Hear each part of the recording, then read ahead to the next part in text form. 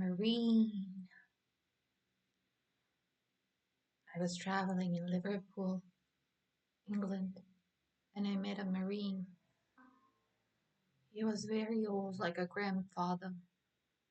He was very curious to know how adventurous my spirit was, how I wanted to devour the world in a bite. I just love traveling so much. This Marine had a submarine in Liverpool, and his submarine was funnily painted as the yellow submarine from the Beatles song.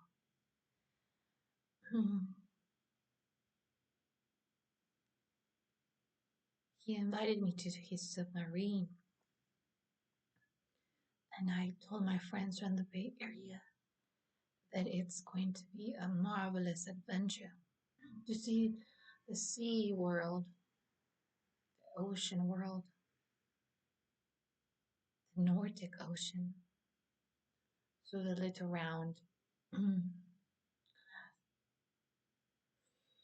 When we got inside, I just made sure that I had plenty of snacks and I didn't feel seasick or nausea whatsoever. And I didn't. I was just amazed by the fact that I would see the underwater from a different perspective. We played the Beatles song, The Yellow Submarine.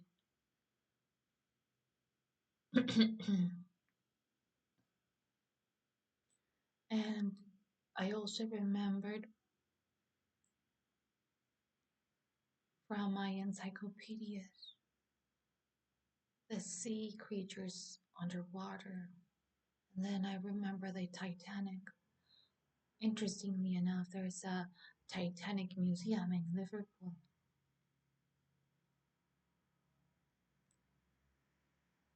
Those old buildings in Liverpool have old windows, and their walls are made with very old bricks. Like you can smell history on the walls, basically. My favorite part of those old buildings and museums are the red leather sofas. They're very well made, long lasting material and long lasting techniques. They're very beautiful. They almost look like red rubies in furniture, like very, very well made, very well thought. The proportions, the cushionness. When I was in the submarine, I just saw many creatures in underwater, like little fish and big fish. And I really wanted to see a whale. It was in whale season, but I did see a lot of underwater vegetation, algae. And I really enjoyed how to see the movement of the algae underwater.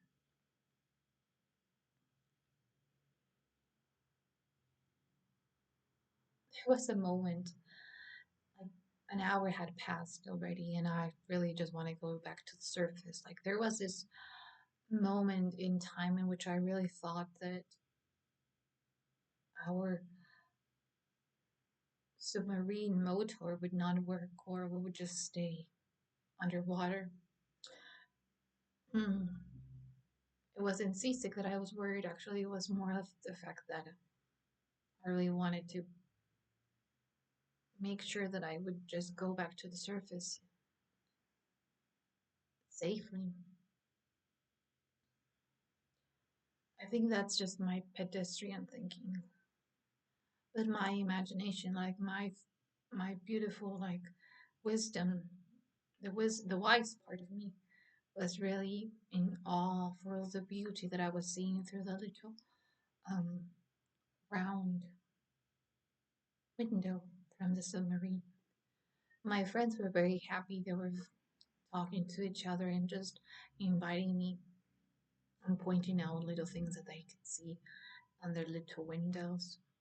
I brought a tuna sandwich with me, and we were looking at fishing.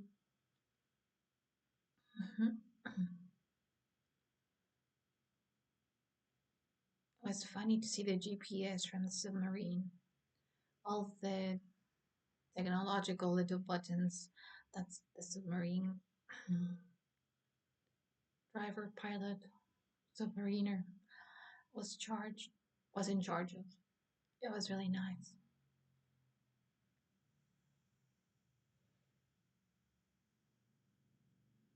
And then because I had already sensed its anxiety of being underwater for so long, I just released my anxiety by breathing and just imagining that this might be the last time that I'm in a submarine. So I truly just let the anxiety go and just felt this pleasant, steady experience.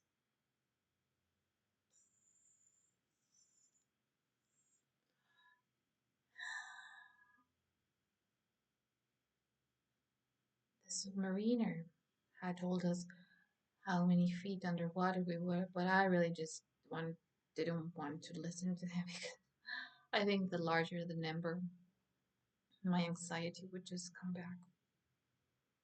So I just imagine like paintings that I could see through the little round window, and paintings that would also inspire me to go back home and paint because of all the images that I gathered. That was so inspiring to me. I was looking at different shades of blue, different colorings, different movement of algae, and different little creatures underwater. Mm. I know our planet is so beautiful, but just experiencing being inside a submarine just makes it even more joyful.